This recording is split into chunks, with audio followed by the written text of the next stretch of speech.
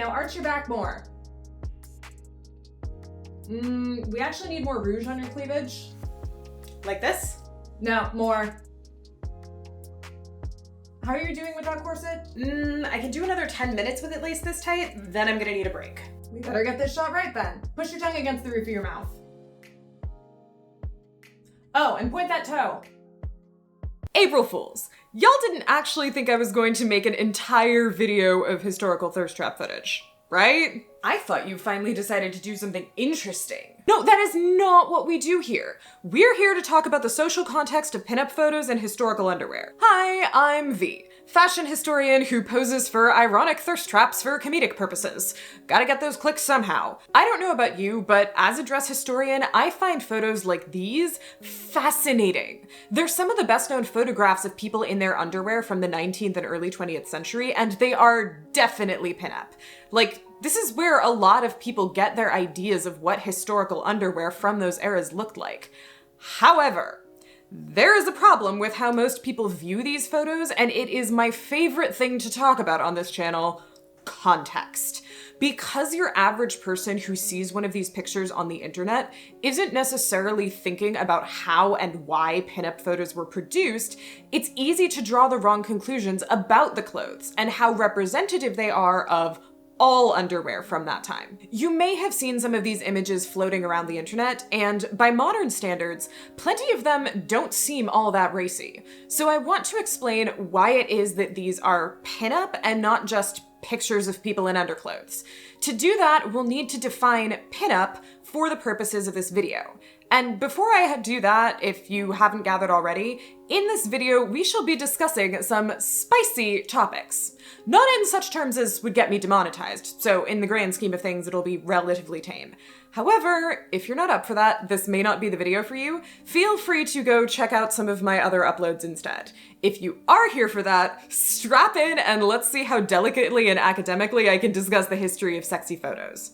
For the sources of said historical sexy photos, go on over to my Patreon where I post snarkly bibliographies because I am a slut for good source notes. And...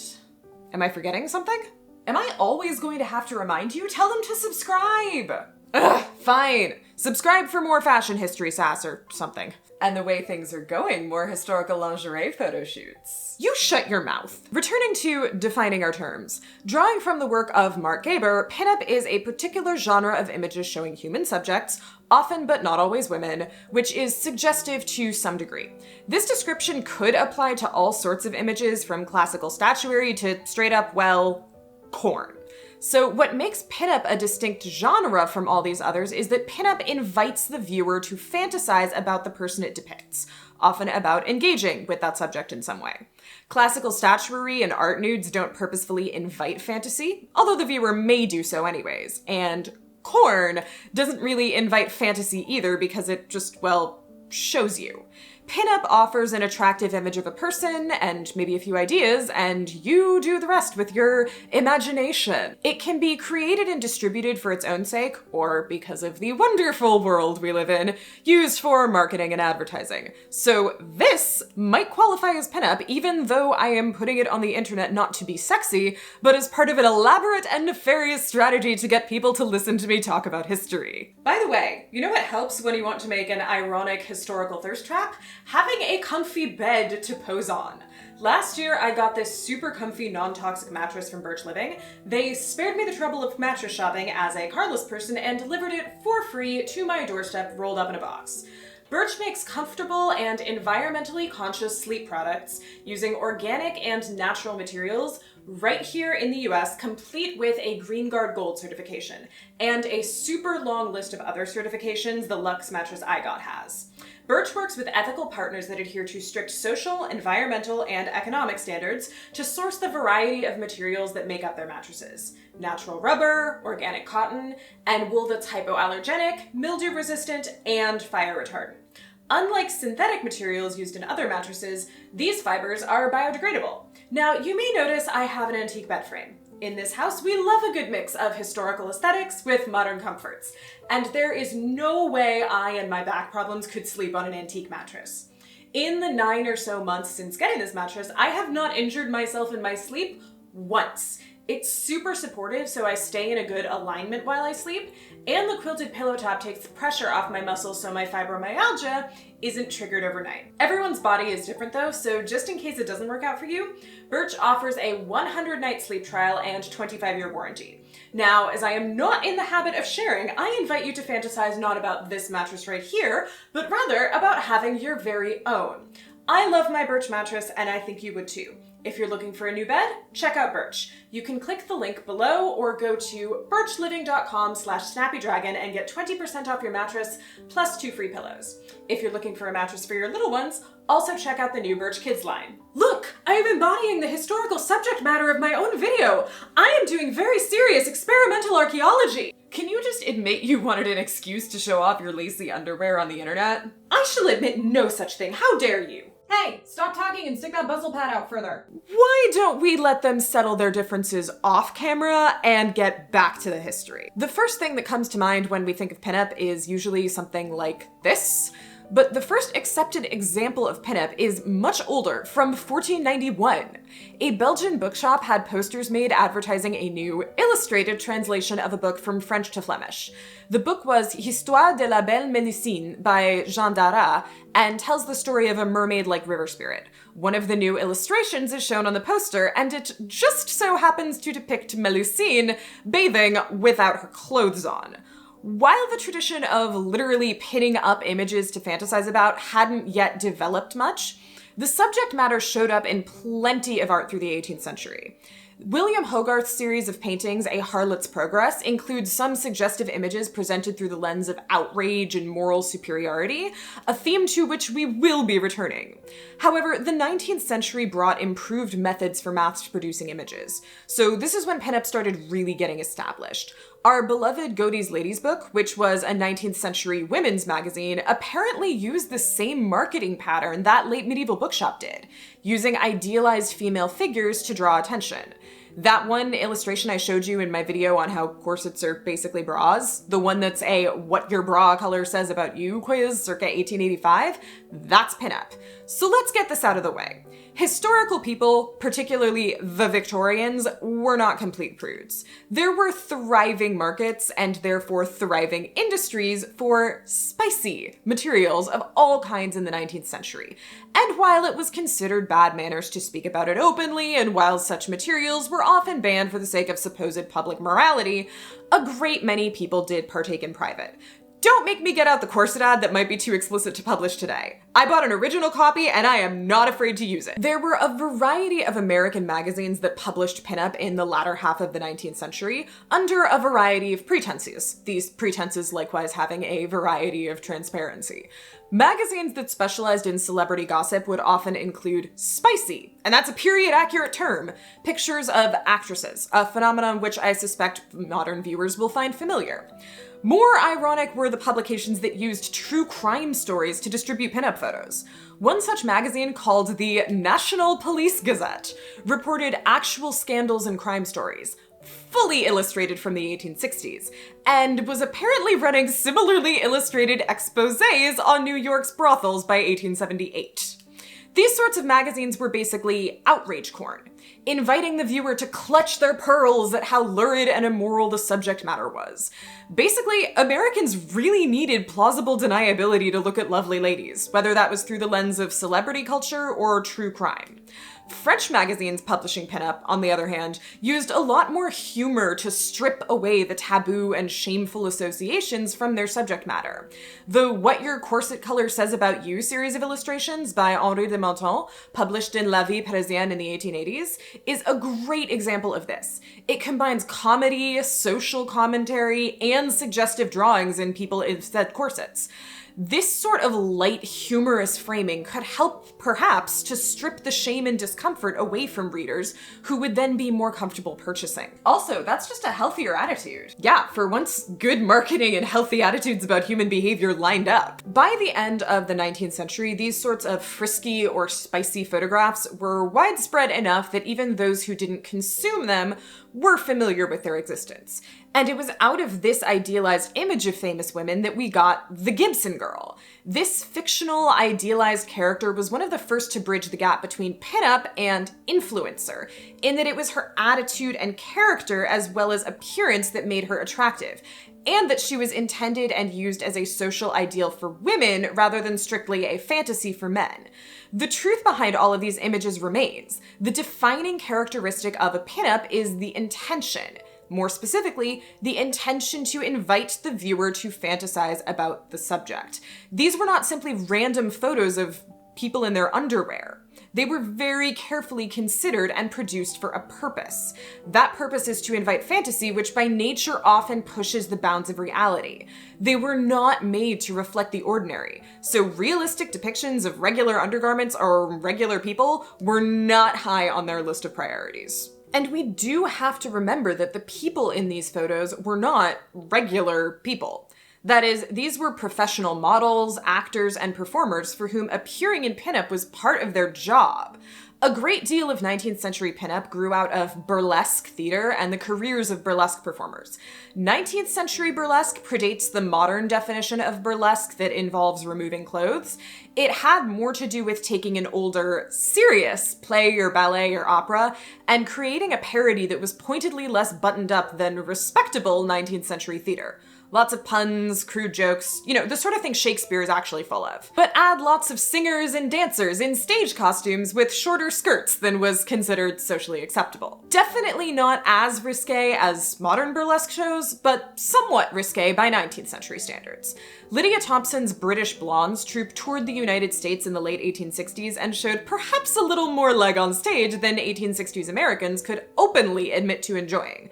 There was a wave of anti-burlesque commentary in response, which cemented burlesque's reputation as being spicy, rather than simply lowbrow humor. Side note, Lydia Thompson was apparently not to be messed with, which shouldn't surprise anybody. Classically trained ballerinas have to be pretty tough. Some dude called Wilbur F. Story insulted not just her virtue, but that of her dancers in the press. Lydia, her colleague Pauline Markham, and two male company dancers responded by literally horsewhipping him. A reporter wrote that even as Lydia was being arrested, she was glad at what she had done because the legal system didn't effectively defend female performers from this sort of treatment.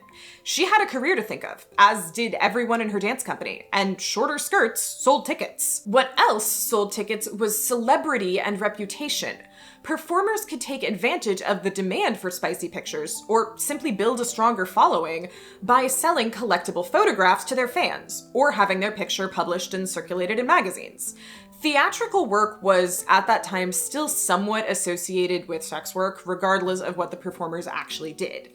Classically trained opera singers or ballet dancers might avoid some of this if they stuck to very highbrow performances, but everyone else had to live with society's assumption that performance was an inherently unsavory profession. If the world was going to make assumptions about you simply for appearing on stage, why not leverage those assumptions to further your career, raise your profile, make better money?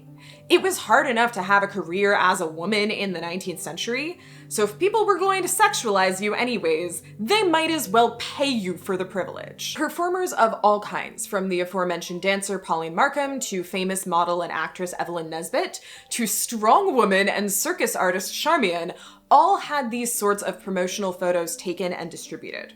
Performers were not the only ones to profit from these promotional pinups. In the later 19th century, more and more magazines realized that spicy pictures meant better sales.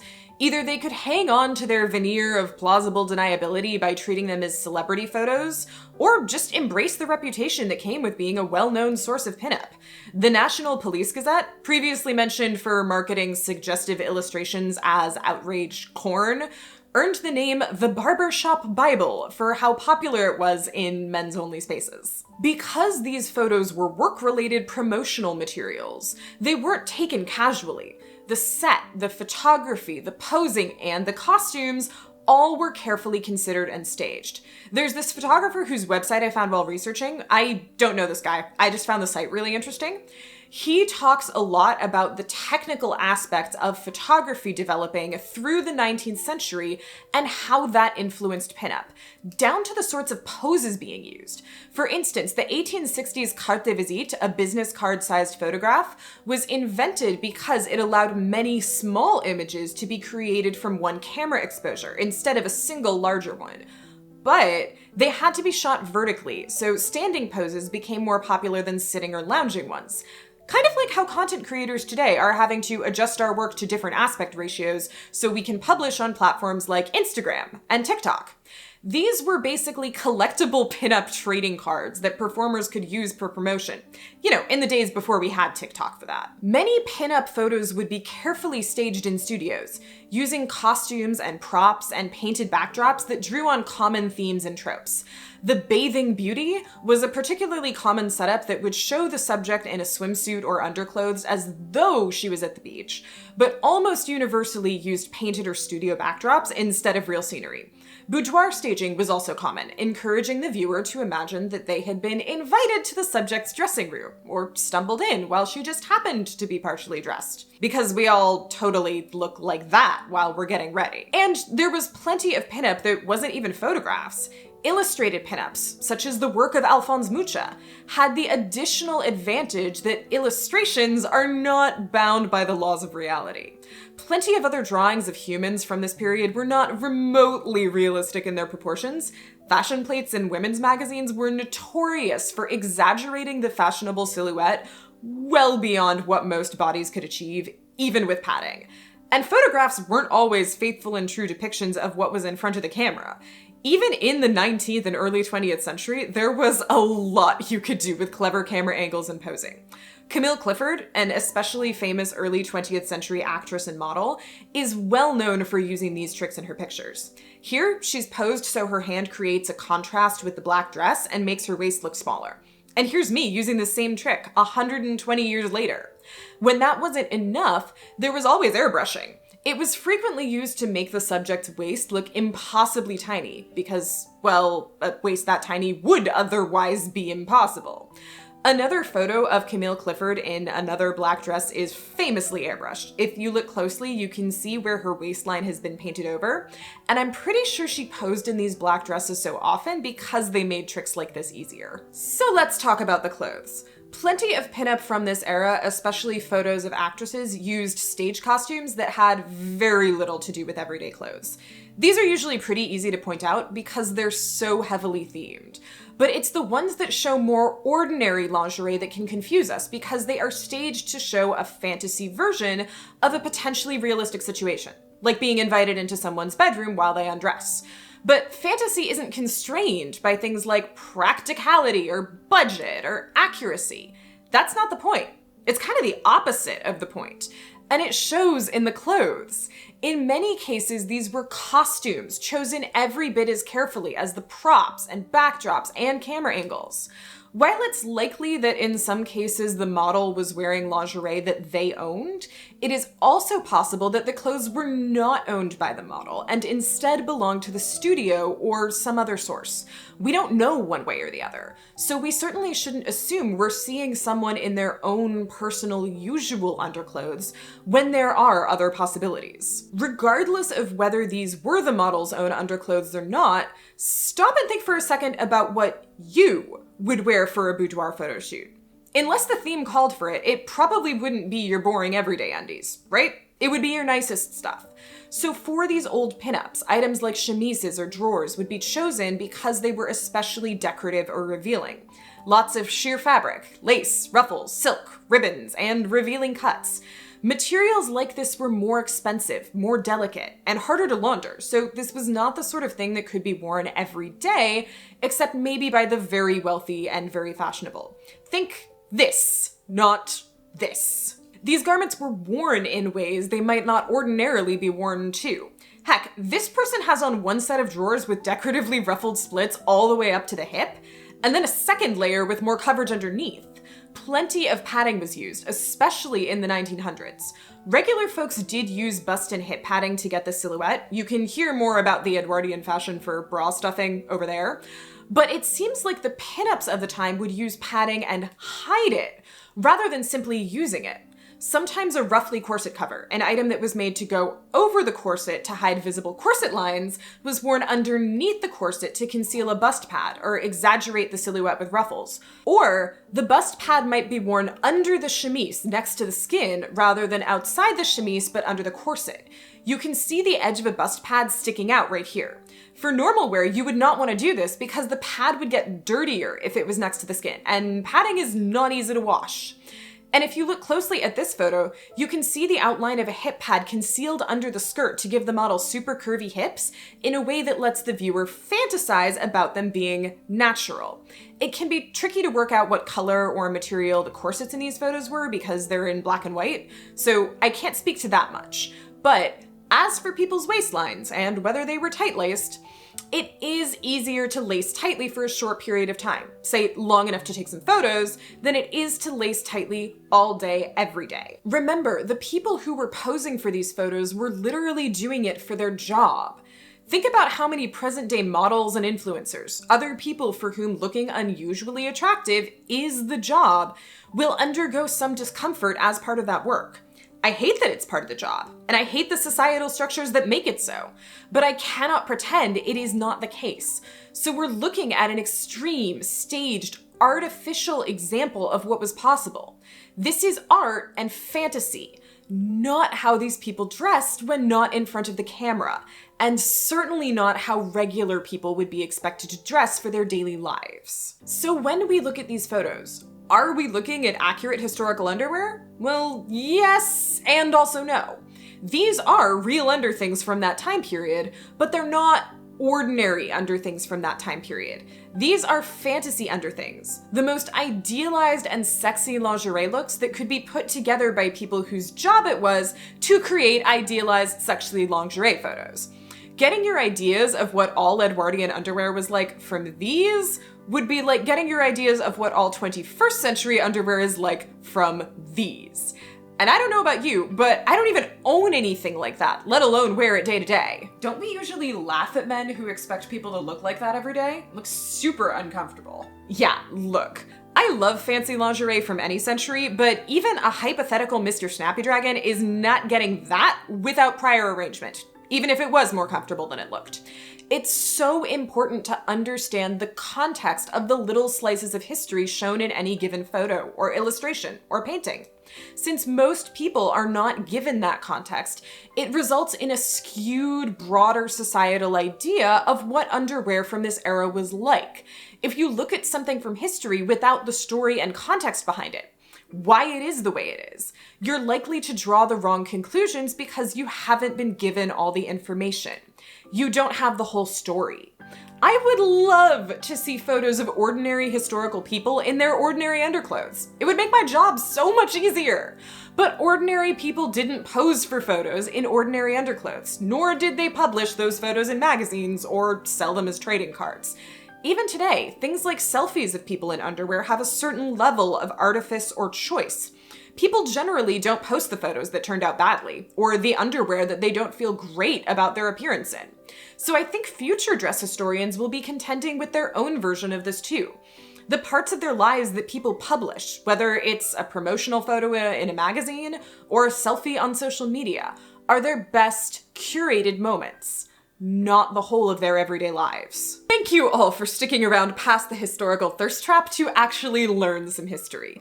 Please fill the comments with the most ridiculous lingerie-related assumptions you've ever heard of, whether they're from this century or another.